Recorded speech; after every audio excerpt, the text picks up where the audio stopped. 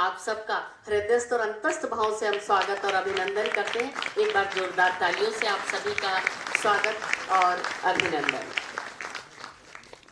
ये था स्वागत का सारस्वत अनुष्ठान।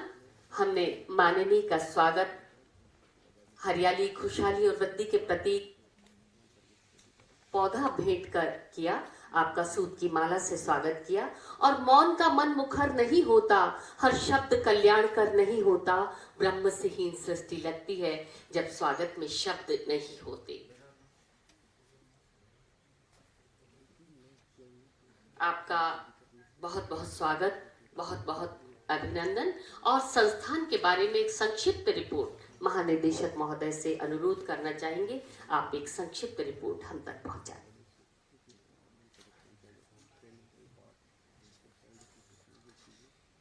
माननीय राजस्थान के मुख्यमंत्री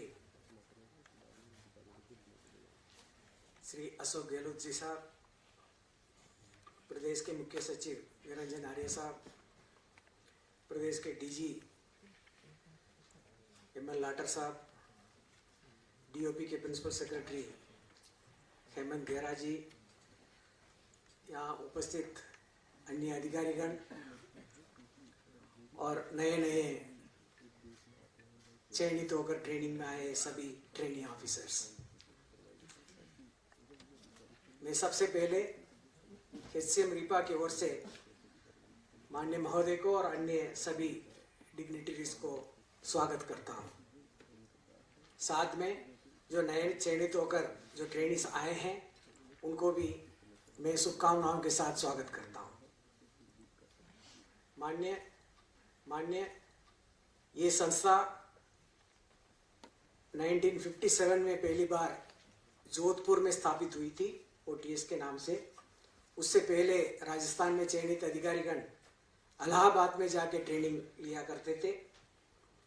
उसके बाद 1963 में ये जयपुर में ये इंस्टीट्यूट जोधपुर से जयपुर के लिए शिफ्ट हुई। वो आज के तारीख में जो स्टेट इंश्योरेंस डिपार्टमेंट के जो बनी पार्क के पास में जो ऑफिस है उस प्रांगण में ये ट्रेनिंग इंस्टीट्यूट चला करती थी। उसके बाद 1966 में इस प्रांगण में पटेल भवन बना और पटेल भवन में ये ट्रेनिंग इंस्टीट्यूट काम करना शुरू किया। उससे लेकर आज दिनांक तक काफी विकास हुआ है इस सेंटर में। इस इंस्टीट्यूट के अंदर हम लोग 8 अलग अलग सेंटर्स भी हमारे पास, अर्बन डेवलपमेंट का इंस्टीट्यूट है, सेंटर है, जेंडर का है, इस प्रकार 8 अलग अलग सेंटर फॉर गुड गवर्नेंस, इस प्रकार 8 अलग अलग सेंटर्स भी यहाँ पर स्थापित है, वो भी अपने अपने काम कर रहे हैं। महोदय, लास्ट 3 इयर्स में इस इंस्टीट्यूट के माध्यम से 41,000 से भी अधिक अधिकारीगण का ट्रेनिंग, अधिकारी और कर्मचारियों का ट्रेनिंग यहाँ पर हुआ है। इसमें इस ट्रेनिंग में आरएएस के अलावा भारत सरकार द्वारा नामित अधिकारी, आईएएस अधिकारी भी यहाँ आते हैं ट्रेनिंग में। इस प्रकार ये ट्रेनिंग इंस्टीट्यूट पूरे देश में पॉपुलर है इंस्टीट्यूट। और यहाँ पर जो सिविल सर्विसेज एग्जाम के जो फाउंडेशन कोर्स है वो भी हुआ करता था, अब इन दिनों में नहीं होता, पहले यहाँ फाउंडेशन कोर्स भी होता था। महोदय, आपने 2019 में इसी प्रांगण में इसी प्रकार आरएएस और अन्य सर्विसेज के अधिकारियों के फाउंडेशन कोर्स के उद्घाटन समारोह में आप आए थे। उस समय में आपने एक घोषणा की थी कि इस प्रांगण में एक भव्य ऑडिटोरियम का निर्माण कराया जाएगा। उसके लिए बजट में 21-22 के बजट में प्रावधान किया गया 25 करोड़ रुपए का। उसका सारे कागजी फॉर्मेलिटी सब हो चुकी है। आरएसआरडीसी को कार्यकारी एजेंसी नियुक्त करते हुए मनी भी ट्रांसफर हो गया है, वो टेंडर प्रक्रिया में है। जैसे टेंडर हो जाएगा उसका शिलान्यास कार्यक्रम भी आपके कर कमलों द्वारा यहाँ पर किया जाना प्रस्तावित है।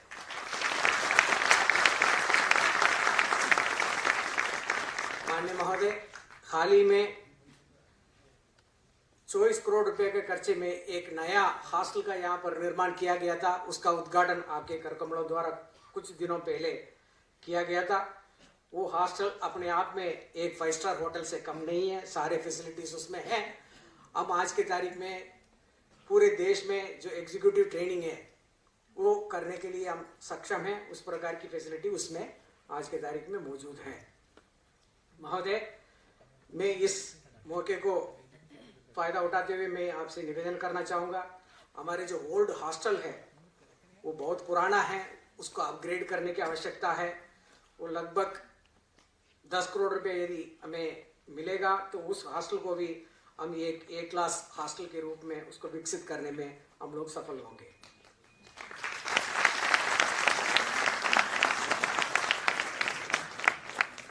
महोदय, आपने एक और व्यवस्था दी है कि राज्य में जो कार्यरत अधिकारीगण हैं उनको कम से कम सर्विस के दौरान 3 बार मिड करियर ट्रेनिंग करना आवश्यक होगा। ये आपने अनिवार्य किया है। उसके संदर्भ में इस ट्रेनिंग को जो अधिकारीगण सीरियसली लें, उसको ध्यान में रखते हुए हमने एक प्रस्ताव दिया है कि उसको नियम में डाल दिया जाए कि इसको प्रमोशन वगैरह में इसको अनिवार्य किया जाए कि ट्रेनिंग करना आवश्यक हो, तब जाके प्रमोशन के लिए एलिजिबल होंगे, ताकि इस ट्रेनिंग में लोग रुचि लेंगे और ट्रेनिंग को सीरियसली लेंगे। इसी प्रकार महोदय, एक और निवेदन था कि जो भारत सरकार में आईएएस जैसे सर्विस के लिए यूपीएससी में जो एग्जाम है उसको सिलेक्शन होने के बाद फाउंडेशन कोर्स और इंस्टीट्यूशनल ट्रेनिंग, ये दोनों में जो प्राप्त अंक है उसको भी सम्मिलित करते हुए उनको पारस्पर जो सीनियरिटी, इंटर से सीनियरिटी है उसका निर्धारण किया जाता है। इसी प्रकार आरएएस, अकाउंट्स, आरपीएस और अन्य राज्य सर्विस के अधिकारी है अपने राजस्थान में, उनको भी इसी प्रकार की व्यवस्था किया जाए ताकि ऑफिसर्स ट्रेनिंग को थोड़ा सीरियसली लें और हम लोग जो ट्रेनर्स है यहाँ पर, हम लोग भी इस ट्रेनिंग को सीरियसली लें कि इसका सार्थक परिणाम निकलेगा। इसके अलावा महोदय, आपको जानकर ये भी खुशी होगी कि इस संस्था में 2012 से लेकर आज दिनांक तक हर महीने 30 जनवरी को महात्मा गांधी के स्मरण में उनके द्वारा बताए गए विचारों को कोई ना कोई एक सब्जेक्ट को लेते हुए यहाँ पर लगातार जो है आज दिनांक तक इसको अनइंटरप्टेड हर महीने 30 तारीख को ये लेक्चर यहाँ पर आयोजित किया जाता है। कोविड के दौरान बेशक ये क्लास फिजिकल रूप में नहीं हो पाया, लेकिन लाइब्रेरी में या ऑनलाइन के रूप में इसको हम लोगों ने यहाँ पर आयोजित किया है। इस प्रकार महोदय, आपका सहयोग से ये संस्थान दिनों दिन आगे बढ़ते जा रहा है और आज की तारीख में ये ट्रेनिंग जो है हमने 223 जनों को यहाँ पर बुलाया गया था, उसमें अभी तक 180 जने ने यहाँ पर ज्वाइनिंग दी हैं। इसके अलावा उदयपुर में इस साल जो women and child development department के 79 ऑफिसर्स को भी वहाँ भेजा गया था, उसमें भी अभी 40-45 ऑफिसर्स ने ज्वाइन किया है कि अभी भी 3-4 दिन ज्वाइन करने के लिए समय है, उसमें बाकी लोग भी ज्वाइन कर लेंगे। अगर बाय द वे कुछ लोग ज्वाइन नहीं कर पाएंगे तो जो अन्य सर्विसेज के लोग हैं उनको भी बुलाने की हम व्यवस्था कर रहे हैं कि वो इस समय में इन लोगों के साथ ज्वाइन करते हुए ट्रेनिंग प्राप्त कर सकेंगे। इन्हीं शब्दों के साथ पुनः जो नए चयनित ट्रेनी से उनको पुनः शुभकामनाएं देते हुए माननीय महोदय के अपने प्रांगण में, अपने इंस्टीट्यूट में आने के लिए पुनः स्वागत करता हूँ। जय हिंद, जय भारत।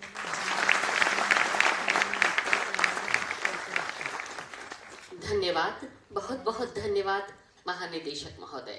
सचमुच दरो दीवार बेजान नहीं होती है। आपका ये छात्रावास, ये कैंपस सब इस आधारभूत प्रशिक्षण में आपके साथी होंगे। जब सुबह 5 बजे उठना होगा तो कमरे की दीवारें आपको चिढ़ाएंगी, ठंड आपको परेशान करेगी, लेकिन रात को थक कर जब आप सोएंगे तो यही दीवारें, यही छतें आपको सहलाएगी। जब कोई उद्वेग आपके मस्तिष्क में उठेगा तो ये आपसे बातें भी करेंगी।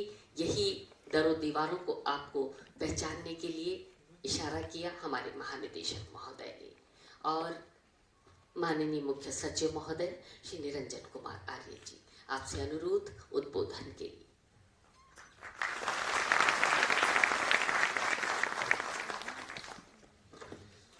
परम आदरणीय मुख्यमंत्री महोदय, आपके संस्थान के महानिदेशक जी, राजस्थान पुलिस के महानिदेशक जी, हमारे कार्मिक विभाग के सचिव श्री हेमंत गेरा जी, इस पूरी संस्थान के फैकल्टी संकाय के सभी सदस्यगण एवं नव आगंतुक सभी अधिकारीगण जो आज अपने इस फाउंडेशन कोर्स में शरीक हुए हैं, मैं सबसे पहले माननीय मुख्यमंत्री जी का आभारी हूं कि इस अवसर पर, जबकि ये सारे अधिकारी आज अपनी नौकरी प्रारंभ करेंगे, एक तरह से इनका ओरिएंटेशन होगा। आज इनकी नींव रखने की बात है, जिसे कि फाउंडेशनल कोर्स के रूप में हम आज मना रहे हैं। तो माननीय मुख्यमंत्री जी ने अपनी उपस्थिति और अपने आशीर्वाद से आपको आपका निमंत्रण स्वीकार किया और आप पधारे। इसके लिए मैं सोचता हूँ कि हम सभी मुख्यमंत्री के बहुत आभारी हैं। पर यह बात इसलिए भी जरूरी है कि ये जो समय है, आज का जो दिन है, हमें भी याद आ रहा है जब हम national academy of administration Mussoorie में गए थे और वहां पे भी ऐसा ही फाउंडेशन कोर्स होता है। और उस कोर्स में मुझे आज तक याद है कि किस व्यक्ति ने, किस महानुभाव ने, किस मुख्य अतिथि ने हमको क्या कहा था। और वो बात हमारे सर, वो जिंदगी भर हमारे इर्द गिर्द रहती है।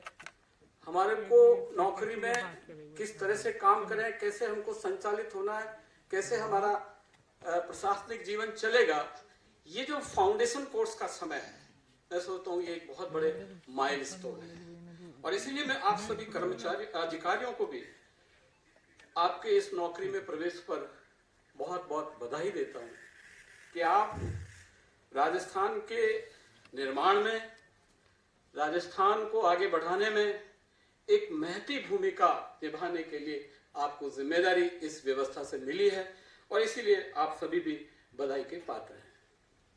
सर, इस स्टेज पर हर अधिकारी एक खुली किताब की तरह होता है।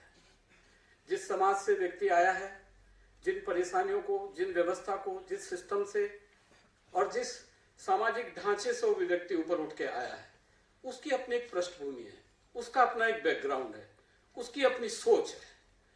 और उस पृष्ठभूमि, उस सोच और उस प्राथमिकताओं में मैं सोचता हूं कि जब आपका RAS में, RPS में या अकाउंट सर्विस में, मुझे बताया गया कि आज ये 3 ही सेवाओं के अधिकारी यहाँ हैं और कुछ अधिकारी उदयपुर में हैं।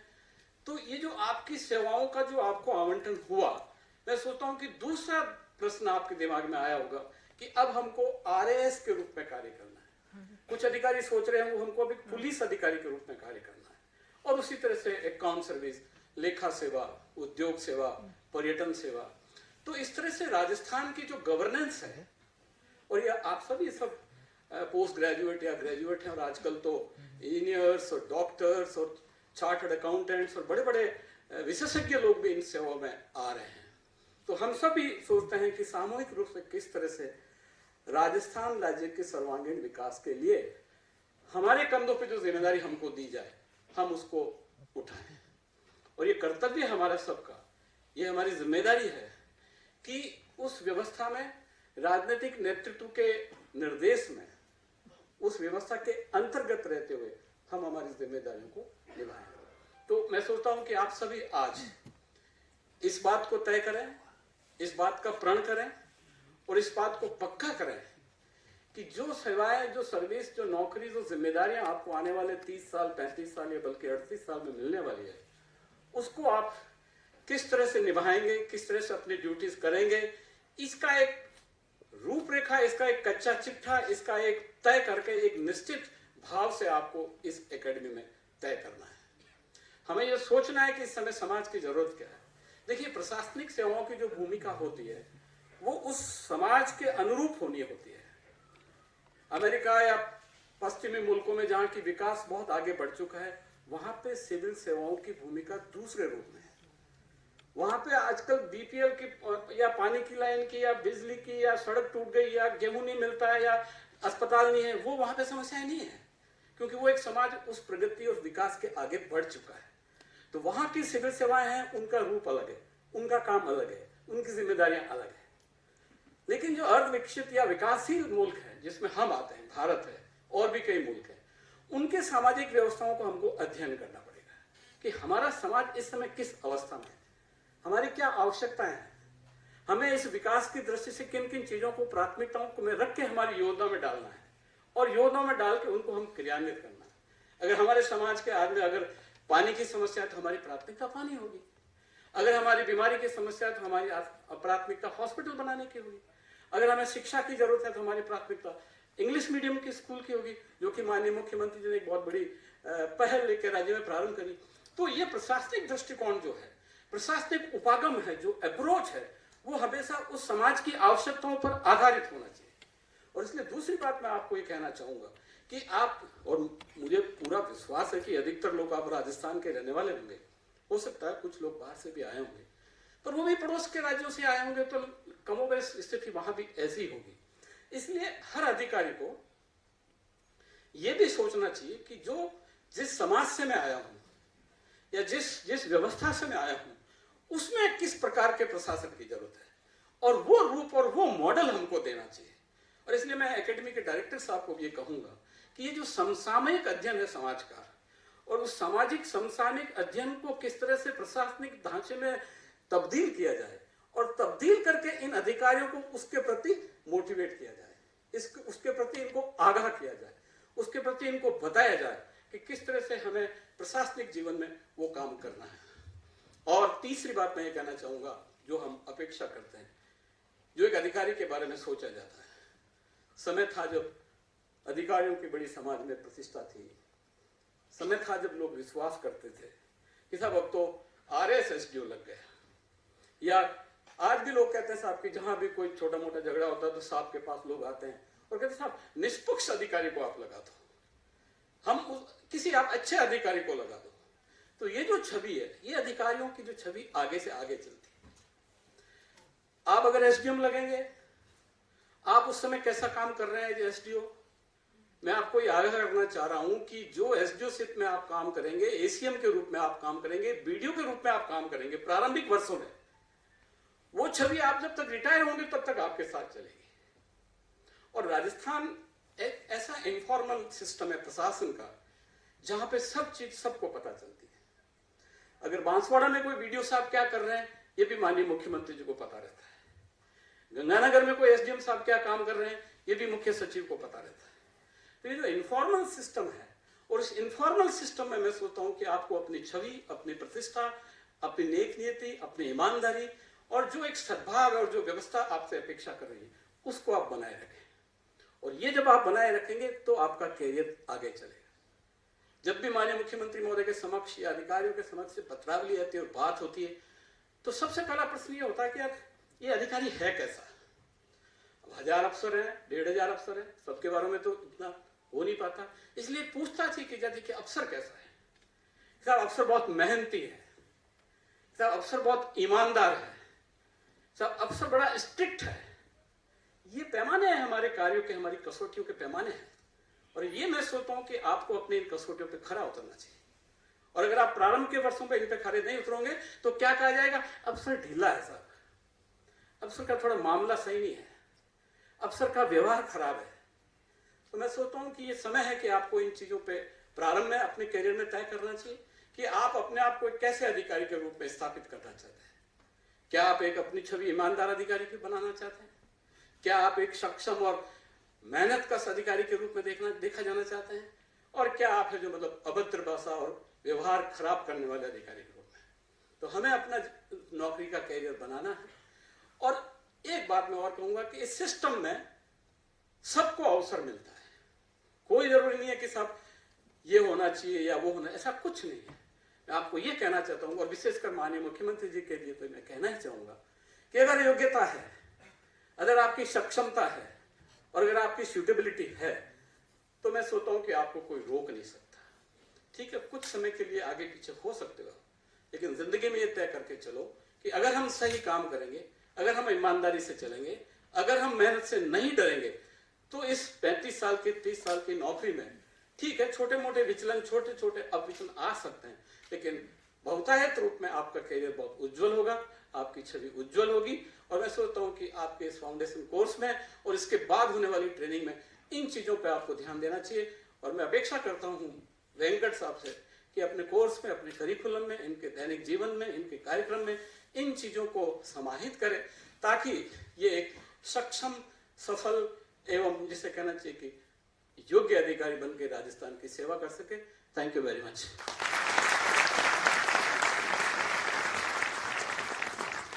बहुमूल्य वचन जो अनुभव की सीपी में मोती बनकर निकले हैं, आपको लाभान्वित करने के लिए इन्हें अपने मन मस्तिष्क में सदा के लिए सहेज कर रख लें। और आज बीएस मेहता ऑडिटोरियम गौरवान्वित है 180 तपस्वियों को समेटकर। वे तपस्वी जिन्होंने अपनी दीर्घ साधना, घंटों घंटों के अध्ययन, मनन, चिंतन के परिणाम स्वरूप ये कठिन परीक्षा, दुर्गम प्रतिस्पर्धा पार की है। आनंदित है ये सभागार अपने आंचल में आप सबके ओजस्वी सपनों को सहेज कर, जो देश को, समाज को, शासन को, प्रशासन को नई गति, नई लय, नई पंख, नई ऊर्जा देने के लिए आतुर है। आज का ये क्षण, ये आगाज बहुत महत्वपूर्ण है, क्योंकि जब आप अपने कर्तव्य की दहलीज पर पहला कदम रख रहे हैं, उस समय ऐसे शख्सियत के मुख्य आतिथ्य और अभिनंदन में आप सब मौजूद हैं जो पूरे देश के शासन प्रशासन का मुखिया हो। हम आपका बहुत बहुत अभिनंदन करते हैं और अनुरोध करते हैं उत्प्रेरण, प्रेरणा वचनों और आशीर्वचन के लिए माननीय मुख्यमंत्री महोदय राजस्थान सरकार श्री अशोक गहलोत।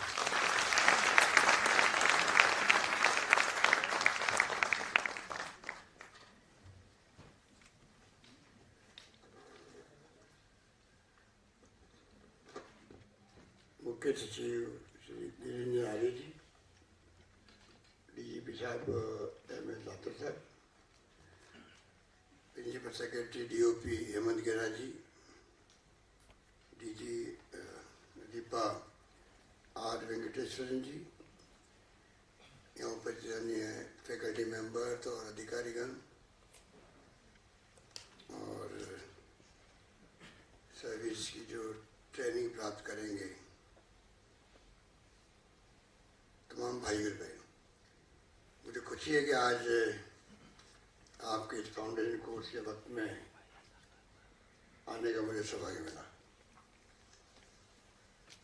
कितनी खुशी हो रही होगी आपको? बहुत खुशी हो रही है, बहुत खुशी हो रही है। खूब ट्वीटें चलाए मेरे खिलाफ में आप लोगों ने, जैसे जल्दी से जल्दी नियुक्ति मिले हम लोगों को, कैंपेन चलाएगा, खूब विरोध किया, खूब मजा आया आप लोगों को। पर हमने उसको कभी भी नेगेटिव सेंस में नहीं लिया।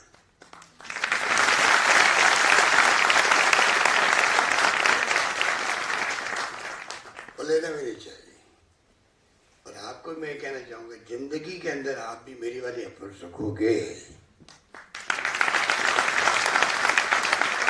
आपकी जो शुरुआत हो रही जिंदगी के अंदर, आपका पाला बढ़ेगा पब्लिक से भी, सबसे लोगों से भी, आपकी भी आलोचना होगी, काम की भी होगी, व्यवहार की भी होगी, सब होगी। पर हमेशा ध्यान रखो लाइफ के अंदर कि मुझे मजा भी आता है जिंदगी जीने का भी। सकारात्मक सोच हो, नेगेटिव सोच नहीं हो, बदले की भावना से काम नहीं करें। चाहे हम लोग राजनीति में काम करते हैं, चाहे आप लोग ऑफिस में काम करते हैं, बहुत बड़ी बीमारी होती है। पूरी गवर्नेंस जो होती है वो आप पर निर्भर करती है। हम बार बार कहते हैं संवेदनशील, पारदर्शी, जवाबदेह प्रशासन देंगे, गुड गवर्नेंस देंगे। वो संभव ही नहीं है बगैर हमारी इस प्रकार की सोच के, चाहे वो अधिकारी हो, चाहे वो पॉलिटिशियन हो, जिस रूप में वो जिम्मेदारी निभाते हैं उसको वही सोच सकनी चाहिए। बहुत बड़ी बीमारी आपके ऊपर आएगी, कैरियर आपका शुरू हो रहा है, और जो कमी रही है जिसके कारण आपको कैंपेन चलाने पड़े, हमारा प्रयास है धीरे धीरे वो नौबत नहीं आए। अब डीओपी सेक्रेटरी को भी मैंने कहा है, कुछ के कुमार की कमेटी बनाई हम लोगों ने कि संशोधन किए गए नियमों के अंदर, कायदों में, वरना हर नौकरी के अंदर लोग चले जाते हैं कोर्ट के अंदर, स्टे मिल जाता है। एक तरफ तो बेरोजगारी की समस्या बहुत बड़ी देश के अंदर भी, प्रदेश के अंदर चुनौती के रूप में, अगर महंगाई के साथ में चुनौती है तो बेरोजगारी की है। हर नौजवान चाहता मेरा कैरियर बने, समय पर मिले, समय पर मेरा सिलेक्शन हो, नौकरी में मैं जाऊं, और उस पर देरी होती है तो कितना दुख होता होगा, उसको होता है, उसके परिवार को होता है, समाज को होता है। तो सरकार में जब परफेक्शन होना चाहिए कि तमाम जो कमियां आई एक समय के साथ साथ वो सब कमियां समाप्त हो, और मैं उसमें लगा हुआ हूँ। मैं चाहता हूँ कि रेगुलर अभी करीब 1 लाख के आसपास हम लोगों ने भर्तियाँ कर दी है, और 1 लाख के आसपास ही भर्तियों का प्रक्रिया चल रही है विभिन्न विभागों के अंदर। उसके बावजूद आज धरने भी हो रहे हैं, प्रदर्शन भी हो रहे हैं। कई तो जेन्युइन होते हैं, कोई बात सरकार तक पहुँचती नहीं है। तो डेमोक्रेसी में ये कायदा होता है कि आप धरना दो, प्रदर्शन करो, और जैसे आपने कैंपेन चलाओ कैंपेन चलाओ, उसमें कोई हर्ज नहीं है। डेमोक्रेसी में बात सरकार तक पहुंचे, सरकार के मुखिया तक पहुंचे, अधिकारी तक पहुंचे, होना भी चाहिए। तो कई काम ऐसे होते हो ही नहीं सकते हैं, सुप्रीम कोर्ट के आदेश हैं या नियमों नहीं है, उसके लिए हम लोग धरना दे देंगे, वो अच्छी बात भी नहीं होती है। या हम लोग बेरोजगार संघ बना करके आंदोलन करने लग जाए।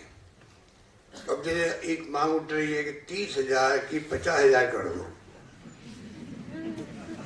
आप बताइए, अब आपने जो एग्जाम दिए होंगे और मान लो 1500 आपकी नौकरियां थी, एग्जाम देने के बाद आपको नहीं 1500 से 3,000 कर दीजिए नौकरियां आप, तो कैसे करेंगे? तो वो भी सबको देख रहे हैं। हम चाहते हैं कि इसमें, हालांकि हमने बहुत ज़्यादा ध्यान दिया है, हमने हाई कोर्ट से SLB की हुई थी सुप्रीम कोर्ट में, उन तक को विड्रॉ किया पहली बार। मैं समझता हूँ देश के अंदर किसी राज्य ने, अगर सरकार चली गई, हाई कोर्ट के अंदर सरकार कामयाब नहीं हुई, SLB करनी पड़ी, तो वो भी हमने विड्रॉ करवाई राजस्थान के अंदर पहली बार।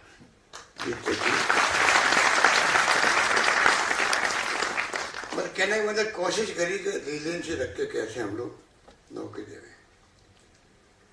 और मुझे पूरा यकीन है कि धीरे धीरे हम लोग ये चाहेंगे कि आपके एग्जाम में लेट हो जाते हैं, कितना दुख होता होगा। इतनी इम्पोर्टेंट सर्विस है ये, स्टेट सर्विस कितनी इम्पोर्टेंट होती है, चाहे वो अकाउंट्स की हो, चाहे RPS की हो, चाहे RS की हो, एयरलाइन सर्विस और भी कोई हो।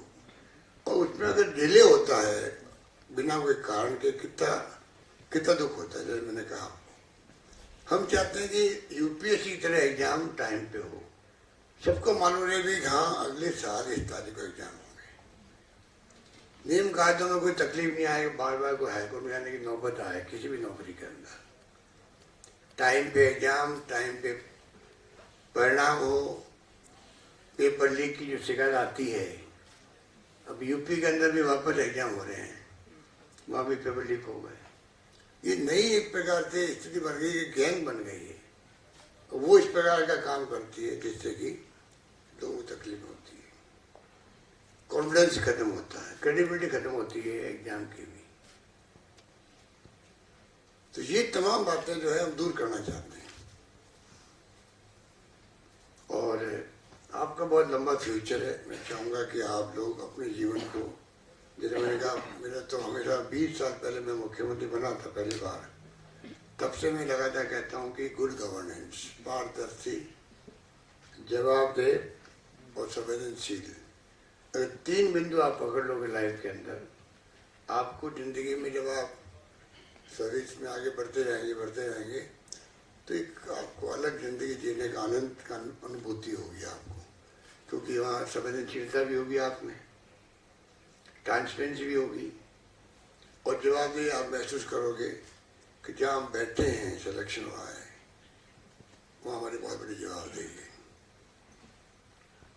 ये तीनों बिंदु आप अपनी लाइफ में अगर रखेंगे तो मैं समझता हूँ कि आपको जिस वैसे रास्ते अलग अलग होते हैं लोगों के, अभी माहौल बदल गया देश का और मूल्यों में गिरावट आ गई है सब जगह, राजनीति हो, चाहे वो प्रशासनिक सेवाएं हो, चाहे कोई सेक्टर हो, जो वैल्यू में गिरावट आई है वो चिंता का विषय है। जो संविधान हमें दिया डॉक्टर अम्बेडकर ने, और जो गांधी जी के सानिध्य में जो कुछ भी इस देश को मिला है, जंग लड़ी है आज़ादी की, पंडित नेहरू, सरदार पटेल, मौलाना बुकरम आज़ाद, ये तमाम जो उस जमाने के जो स्थितियाँ थी और पंडित नेहरू की दूरदृष्टि थी कि उन्होंने संस्था ऐसी बनाई, आज हम जहाँ बैठे हुए हैं वो संस्था भी पंडित नेहरू की देन है, पंडित नेहरू की देन है। और राजस्थान के लिए तो जोधपुर में उसकी स्थापना हुई, उनके जन्म दिवस पर हुई। पर जिस रूप में पूरे जितनी संस्थाएं बनी हैं वो उनकी देन थी कि एक सोच थी कि कैसे ट्रेनिंग मिले, किस प्रकार से जो बड़ी बड़ी संस्था का निर्माण हुआ था, IIT, IIM, ट्रिपल आई तो भी आई, IIT, IIM, ICCR, ICAR, scientific संस्थाएं, ये उस वक्त में उनकी कल्पना थी, बन गई। तो आज वो मजबूत होगी देश के अंदर। इस रूप में आज ये पूरा देश देख रहे हैं कि सारी तमाम प्रतिष्ठित संस्थाएं इस देश के अंदर है। इसलिए हम लोग टाइम पे विज्ञान में, तकनीकी के अंदर प्रगति कर पाए। आज हम दुनिया में कोई कम नहीं है विज्ञान में, तकनीकी के अंदर। 100 सैटेलाइट दुनिया के मुल्कों के इसरो से छोड़े जा रहे हैं, वहां तक हम पहुंच गए। ये तो एक एग्जाम्पल है। IT में हम लोग अमेरिका में जाके हावी हो गए, इंडियंस के हमारे नौजवान। ये किसका मोबाइल बोल रहा है?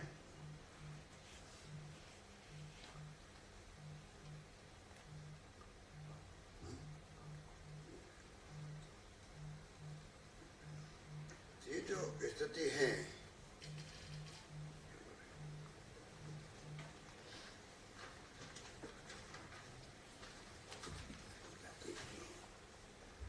ये जो स्थिति है उसको आपको हमको समझना पड़ेगा कि किस प्रकार से उस जमाने में जो सोच थी उसके कारण से आज हम लोग पाकिस्तान की तरह नहीं है। पाकिस्तान हिंदुस्तान साथ में आजाद हुए थे। क्या कारण है कि हिंदुस्तान इतना आगे बढ़ गया, आत्मनिर्भर बन गया, हरित क्रांति भी हो गई। हम लोग PH 480 का गेहूँ मंगाते थे अमेरिका से, बचपन में देखा हुआ हमारे भी है। आप कल्पना कीजिए, आज हम लोग आत्मनिर्भर हैं सब सेक्टर के अंदर। और पाकिस्तान की क्या स्थिति है? इस धर्म के नाम पर देश अलग हुआ, तो मुस्लिम है अलग मुल्क बनाएंगे, बना लिया। 2 टुकड़े हो गए पाकिस्तान के इंदिरा गांधी के वक्त में। धर्म के नाम पर जो राजनीति होती है उसका नतीजा पाकिस्तान के उदाहरण के रूप में हमारे सामने है। धर्म के नाम पर मुल्क बन सकते हैं, पर एक अखंड रहा तो हिंदुस्तान रहा है। इंदिरा गांधी ने जान दे दी, खालिस्तान में बन दिया, राजीव गांधी शहीद हो गए। एक तो ये सोच है देश की, और वहां बार बार सैनिकों का शासन, डेमोक्रेसी की हत्याएं। एक धर्म था पर पूरी पाकिस्तान, पश्चिम पाकिस्तान के 2 टुकड़े, एक तरफ बंगला बोली जाती थी, एक तरफ उर्दू और पंजाबी बोली जाती थी पाकिस्तान के अंदर। ये बात मैं इसलिए कह रहा हूँ, आज जो माहौल देश के अंदर है कि धर्म के नाम पे राजनीति कर रहे हैं, बड़ा आसान काम है। जातिवाद फैलाना, धर्म के नाम पे राजनीति करना बहुत आसान होता है। सबको साथ लेके चलो। जो संविधान की मूल भावना लोकतंत्र की, उसमें टॉलरेंस पावर होना सबसे बड़ी बात है, और उसके आधार पर ही संविधान को हम आत्मसात कर सकते हैं।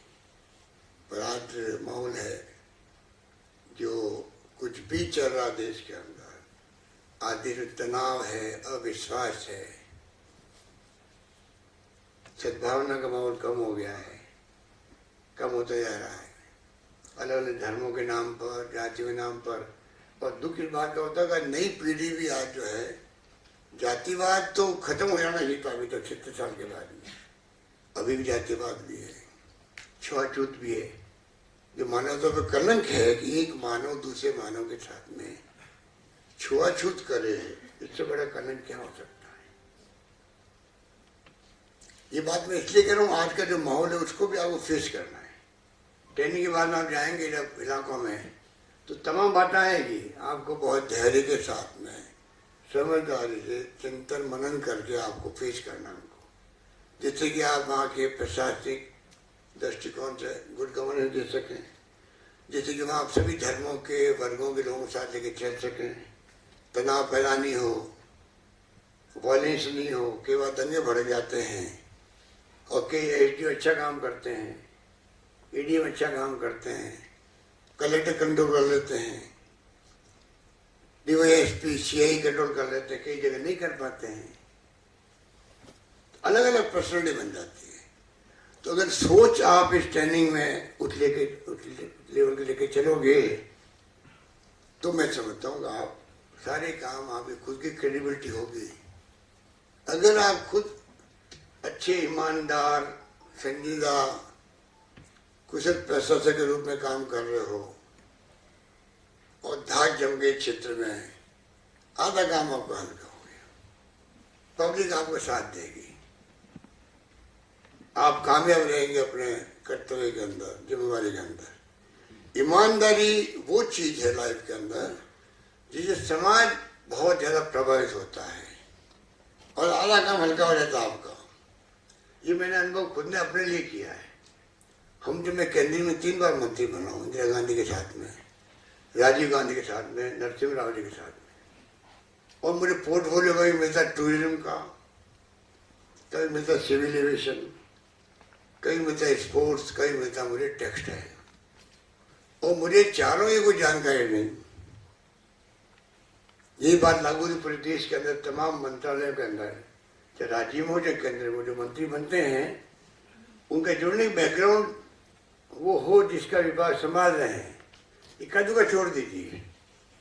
उसके बाद में अगर कॉमन सेंस आप में है और कॉमन सेंस के आदमी अगर आप ईमानदार हो और पूरे मंत्रालय के अधिकारियों कर्मचारियों में महसूस हो गया ये जो हमारा मंत्री आया ये आदमी ईमानदार है, बहुत ईमानदार है, तो जो उसमें करप्शन करने वाले लोग भी होते हैं वो भी सचेत हो जाते हैं।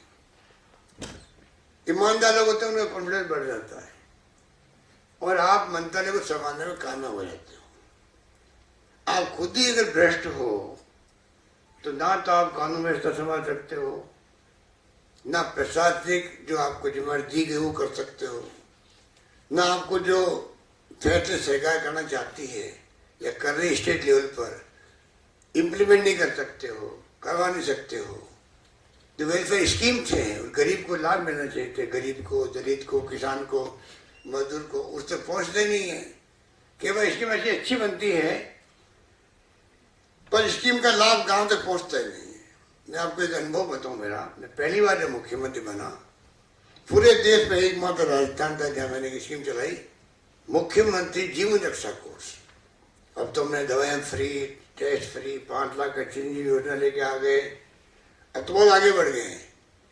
उस वक्त हमने कहा भाई कोई गरीब होगा मुख्यमंत्री जीवन रक्षा कोर्स के अंतर्गत इलाज के लिए चाहे 1 लाख रुपए, चाहे 2 लाख या 5 लाख या 10 लाख, कोई सीमा नहीं होगी, इलाज सरकार करवाएगी। और ये मैं लगातार बोलता रहा। आपको आश्चर्य होगा, चुनाव आए, चुनाव में हम लोगों ने कहा, चुनाव का 1 साल जो लास्ट था, मैंने मेरी मीटिंग में पूछता था भाई आपको मालूम है स्कीम के बारे में, फिर मैं हाथ खड़े करवाता सबके पब्लिक में, फिर मैं हाथ गिनता सबके सामने, कहीं 80, कहीं 85, कहीं 100 आता।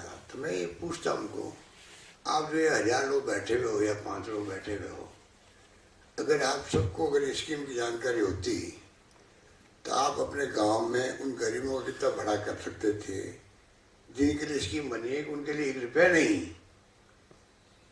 जो बीपीएल, उस वक्त बीपीएल का मामला था, क्योंकि बीपीएल ही बहुत बड़ा इश्यू था। अगर आपको जानकारी होती तो आप कितने लोगों का भला कर देते, इलाज करवा देते। आज लोग गहने रखते हैं, गिरवी रखते घरों को, माँ बाप को बचाओ, चाहे वो मरने वाला भी हो बेचारा, तब भी हमारे सरकार इतने अच्छे हैं कि नहीं माँ बाप की पूरी जिंदगी बचनी चाहिए। कितने बिल बनते प्राइवेट मालूम आपको।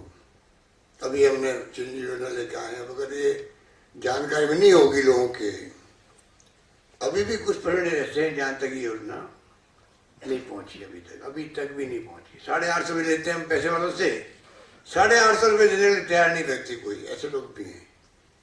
हमने कलेक्टर को कहा भाई नहीं देने वाले तो हम दे देंगे उसको, आप इसी एनजीओ से बात कर लो, किसी उद्योगपति से बात कर लो जिले के अंदर, वो भी नहीं होता मुझे को मैं करवा दूंगा। परंतु हर व्यक्ति का कवर होना जरूरी है। 5 लाख के कैशलेस बीमा ही है।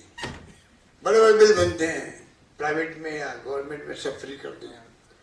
उस वक्त मैंने इसलिए बात बताई कि अगर वो योजना लागू करने में पॉलिटिकल लोगों ने तो मेरे हाथ खड़े करवा दिए, पर अगर मान लीजिए वहाँ का बीडीओ एसडीओ अगर सब मिलके सरकार की योजनाओं का किस प्रकार हम प्रचार प्रसार करें, उसमें अपनी अकल होशियारी को काम ले, अपनी प्रसारित क्षमता का उपयोग करे, तो एक लगता है जिंदगी में आनंद भी आता है। मैंने मेरी लाइफ के अंदर कितने लोगों को भला कर दिया। पर दुर्भाग्य के साथ सुनते हैं कि ट्रेनिंग के वक्त में यूपीएससी के जो आपके निकलते हैं नौजवान लोग, ट्रेनिंग के वक्त में चर्चा करने लग जाते हैं कि हम पैसे किस प्रकार कमाएंगे। अब आप सोच लीजिए किस रास्ते पे जाना आपको, वो आपको तय करना है। पैसे कमाने वाले रास्ते पे जाना है या जिंदगी को उस रूप में व्यतीत करना है कि आपको लगे पूरे परिवार का एक मान सम्मान संभालना पड़ा है। आप कोई मामूली व्यक्ति तो नहीं बनने जा रहे हो। आपकी जो सेवाएं होगी वो आपके परिवार का मान सम्मान बढ़ाने वाली होगी, ये दिमाग में रखो। लोग ही उनका बेटा है, उनका पोता है, कितना शानदार काम कर रहा है, और ये उल्टा भी होगा। उनका बेटा पोता ऐसा निकला, उनका बाप तो अच्छा था, उनका दादा तो बड़ा नामचीन था, पोता सा निकल गया। तो दिमाग में रखो जिंदगी में पैसे सब कुछ नहीं है। एक कोरोना ने समझा दिया कि पैसे सब कुछ नहीं है। बड़े बड़े पैसे वाले एक बेड के लिए तरसते रह गए और मर गए। बेड नहीं मिला दिल्ली के अंदर, बम्बई के अंदर, ये स्थिति बनी है। सादगी से रहो, कम कर सको लाइफ के अंदर, वो भी बहुत बड़ी अप्रोच अच्छी होती लाइफ के अंदर। आवश्यकता यदि कम रहेगी, सादगी से रहेंगे। इस गांधी के देश में हम लोग रहते हैं, और गांधी ने भी कहा था जब आप लोगों के लिए और हम लोगों के लिए सीख है वो कि जब कभी आपकी कलम में कोई संदेह पैदा हो मैं क्या फैसला करूं, आप उस गरीब व्यक्ति को याद करो जिसको जिंदगी में आप देखा हो, और फिर कल्पना करो जो मेरी कलम उस दिशा में चले, जैसे अंतिम छोर पे खड़े व्यक्ति का भला हो रहा है क्या इससे।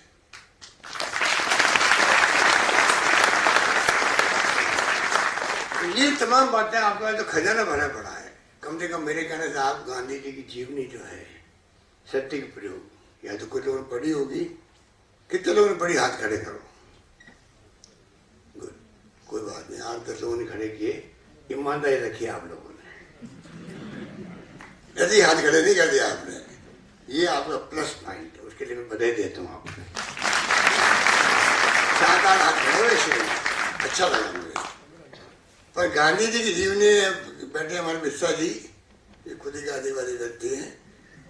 मैं वेंकटेश्वर को कहूँगा कि गांधी जी की जीवनी सबको मेरी तरह भेंट कर दीजिए। वो आप अपने इस ट्रेनिंग पीरियड में पढ़ लीजिए उसको, वो पूंजी रहेगी आपके लिए, बहुत बड़ा अनुभव प्राप्त करेंगे आप। सत्य वो आपका मार्गदर्शन करेगी लाइफ लॉन्ग। तो मैं उम्मीद करता हूँ कि आपकी ट्रेनिंग बहुत ही कामयाब हो, आप लोग जिंदगी में सफल हो। मेरी शुभकामनाएं, बधाइयाँ हैं, और मैं उम्मीद करता हूँ आप सब कामयाब होंगे इस ट्रेनिंग में। और जो सपना देखा आपने, हमारे मिस्टर APJ अब्दुल कलाम साहब जो कहा करते थे सपना देखना सीखो, सपने देखे होंगे आपने, इसीलिए आप यहाँ तक आए भी हैं, और मुझे पूरा यकीन है कि आपके सपने पूरे होंगे, आप कामयाब होंगे। और इतना ही मैं कह सकता हूँ आपको, अगर आपने जिंदगी में ईमानदारी से आपने वक्त बिताया तो आपको किसी चीज़ की कमी भी नहीं रहेगी, ये मेरा अनुभव है। जो आज ईमानदार होता है उसके लिए पूरा समाज जो है उसके लिए पूरा समाज खड़ा रहता है, कोई कमी नहीं आती है। मेरे खुद की जिंदगी का अनुभव है, अगर आप ईमानदारी काम करो तो ना तो आपको पॉलिश करने में, ना चुनाव लड़ने में, ना चुनाव लड़वाने में कोई तकलीफ नहीं आती, समझ लो आप। लाइन लगी रहती मदद करने वाले की। अगर आप बेईमान खुद हो, 7 पीढ़ी के इंतजाम कर रहे हो खुद अपने लिए, परिवार के लिए, तो दिमाग में रखो कि जो पैसे देने वाले हैं वो भी आपसे तिरस्कार करते हैं, मजबूरी में देते, अलग बात है। या फिर वो कहेंगे साहब अभी टेलीफोन नहीं करते उनको पैसा मांगने के लिए, वो कहेंगे साहब अभी तो मैं लंदन में हूँ। कई इंडस्ट्री ऐसे होते हैं उद्योगपति, वो खुद चले जाते हैं बाहर का, पैसे मांगने का समय आ गया लोगों का।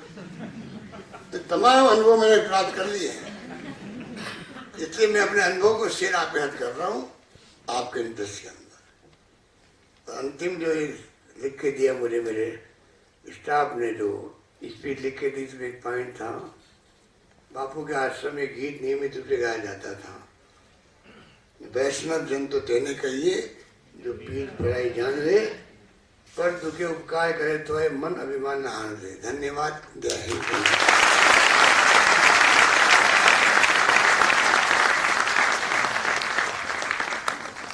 धन्यवाद, बहुत बहुत धन्यवाद माननीय मुख्यमंत्री महोदय, आपके निर्देशित इस उपहार के लिए। और ये जो समस्त 180 तपस्वी आज यहाँ मौजूद है सभागार में, और लगभग 44 महिला